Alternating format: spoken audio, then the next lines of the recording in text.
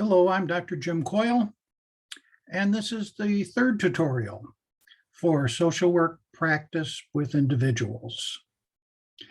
In this tutorial, we're going to focus on kind of reviewing how psychodynamic theories influence social work practice, and particularly ego psychology and object relations, and to a degree, attachment practice interventions.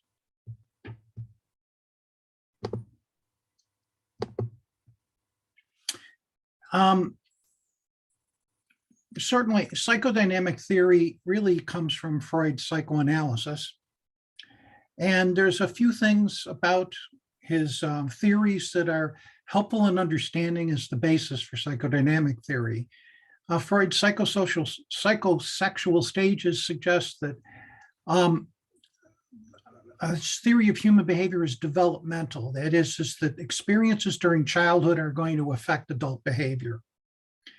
The unconscious and internal mental processes, although he talks about id, ego, and superego, the process in general is about how unconscious kind of inner mechanisms can influence our behavior. And in particular, this focuses on defense mechanisms. The ways that we unconsciously react to stressful situations in order to cope. Finally, transference and countertransference are really helpful concepts in terms of recognizing that kind of quality of what happens when someone comes in for when you're working with a client. What is happening which translates into some type of change? And I'm going to talk a little bit more about this later. So think about what you already know about Freud's theories and the psychodynamic theory in general, and what you've learned about it from other classes, probably, in this course, as well as in your previous education, what you have kind of observed or what you've used with clients, and kind of what your feelings are about this. Do you think it's helpful at all? Do you think it's not helpful at all? What are some of the things that you bring into this discussion? In regards to ego psychology, some of the main concepts is that ego is about unconscious and conscious processes. It is related to how a person's judgment and sense of identity influences their interpersonal relationships and looks at their awareness of self within their environment. Are they recognize that there's certain mechanisms within themselves that affect the way they see things, the way that they react to what's going on around them in the world? It really postulates that people have an innate ability to adapt to environment. So it's very positive in terms of that people have the ego strength and people have the inner kind of ability and traits that are going to help them adapt to whatever is happening around them. It does focus on defense mechanisms, the unconscious automatic responses to cope with stress. And those mechanisms may be adaptive or maladaptive. Now, for example, when you think of some common defense mechanisms such as projection, that is shifting the feeling that you have, which is uncomfortable for you, onto others. What comes to my mind is that you can see a child when you ask them what's going on, what makes you so angry? The child says, I'm not angry, you're angry. Well, that's a projection. And what that tells me is that, not only does the child maybe not have a handle on interpreting what's going on with their anger, but they are feeling uncomfortable about it and they're feeling threatened. And so it may be helpful to provide some space and some support for that child so that they can own that feeling. If not, then maybe it be able to recognize what that feeling is about and how normal that feeling can be. On the other hand, in a work situation, if somebody says to their coworker or boss, I'm not angry, you're the one that's angry, that's going to be a fairly maladaptive way of handling the situation. And the first thing you want to take a look at is what's happening there and what makes that person feel so uncomfortable with that feeling. Another example is rationalization, where with justifying your ideas or your feelings, and that may help you cope in terms of recognizing that the feelings are there for a reason. But if you don't eventually acknowledge those feelings and look for other ways to handle that, it can wind up getting problematic. In practice, ego psychology attempts to enhance a person's inner capacity, encourage the client to identify the ego strengths that they have, and to further develop those strengths.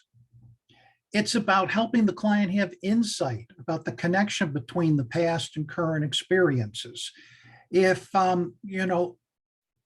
it's based upon the fact that recognizing where these experiences, where these feelings came from, what's the template that you have from earlier in your childhood that makes you respond this way, you may be able to feel a little bit more comfortable then about changing that response and looking at different ways of responding. So in ego psychology, when you use this with clients, you assess what strengths do they have? What is their awareness of the defense mechanisms they use? Do they recognize that unconscious element to it? Are they able to adapt to the environment? Are they able to adapt to things going on, or they feel like completely that the environment, they're at the mercy of the environment and there's nothing they can do about it? Interventions often focus on providing a working alliance with the client by using, empathy and and supporting the client so that they can explore feelings, much like I talked about with that, the child who's projecting their feelings. They may need to feel that there's someone that is supporting their feelings, even though they're uncomfortable. The issue of transference and countertransference is very much a part of what's going on here. And that's important to recognize. Transference ultimately is about recognizing the clients often look at workers as a source of kind of support and guidance and education about what they do, much the way they looked at the caretaker or parent early in childhood. And that the worker can often be in a role of providing that support and providing that comfort level for the client.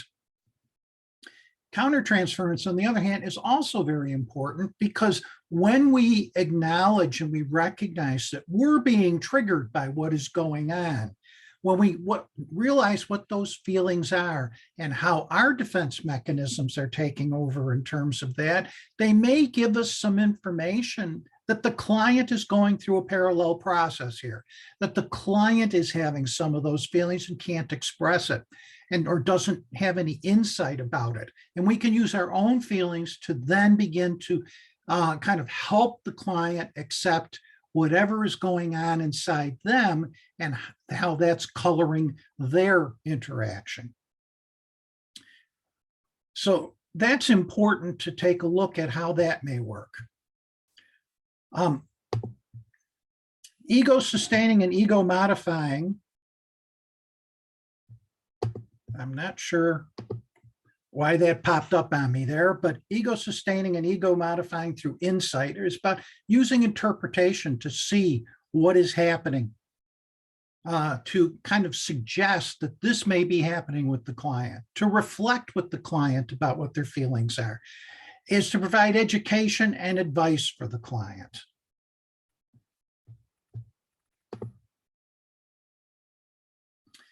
In regards to object relations and attachment theory, it's focused on that there's an internalized image of interpersonal relations that's created during infancy, and that guides later relationships. That theoretical way of looking at that particular template, which is in psychodynamic terms, object relations terms, is called an internalized object. It was developed by Melanie Klein and others. It occurs through an introjection that is unconsciously adopting the ideas and choices of others in order to feel okay yourself. And for a child, that's an important aspect because they depend upon their parent to feel okay. Object constancy, which is a goal here, is the ability to separate self from that early childhood object or template and to have a self-identity that's apart from others. Attachment theory looks at this slightly different, but there's some similarities here because it refers to attachment refers to the emotional bond with another person. It's also based on relationships with early caretakers that help an infant feel secure and okay about themselves, or perhaps unsecure or uncertain about themselves. And this concept guides their later relationships. Attachment theory was developed by John Bowlby and others. Think about what you already know about object relations and attachment with clients. And have you used these with clients? What do you think the strengths and limitations of this are? When you apply theory with clients, there's been some work about how to do that. Donald Winnicott talks about a holding environment, and this is kind of similar to what we talked about with the person-centered model. You provide a stable place, a supportive place, ultimately providing the function of holding the infant to calm the infant, where they can examine their feelings and feel safety. Margaret Mahler talked about the issue of separation and individuation, particularly in terms of attachment, about that you can feel okay about yourself and don't have to rely upon feeling, kind of using what your parents taught you to do, but you can feel okay about yourself and have relationships with others based upon that. The element of projective identification can be an important aspect when you're talking about separating, because people can project the unacceptable emotion on others. And when people do that with, you as a therapist, it's a matter of recognizing that that's the emotion that they're having difficulty with. That's what they're uncomfortable about. And rather than becoming defensive as a therapist in this situation, is to be accepting and to be understanding of how this is emotion that's difficult for them. Change requires insight about repetitive patterns. So it's helping them see that they're doing much the same thing over and over, and it's not particularly helpful, and helping them begin to explore what are some alternatives. So you're assessing their level of separation and individuation. And attachment, are they secure? Are they feeling secure? Are they feeling anxious, ambivalent? Are they avoiding things? Is there a disorganized sense of attachment? Psychodynamic intervention uses that holding environment and uses transference to induce a safety mechanism for the client. It interprets how the internalized objects are leading towards the type of relationship issues and the presenting problem that the person is bringing in for help. It also needs to model positive interpersonal boundaries. So the thing is it can't be something where your transference is just, kind of modeling no boundaries between parent and child, but is helping the client feel able to be their own self, but within a supportive relationship. The benefit of psychodynamic approaches is that they can support clients' unique perceptions, how they think about the situation, and kind of understand that internalized mechanisms that can be unconscious reactions that are very difficult to understand without kind of some interpretation.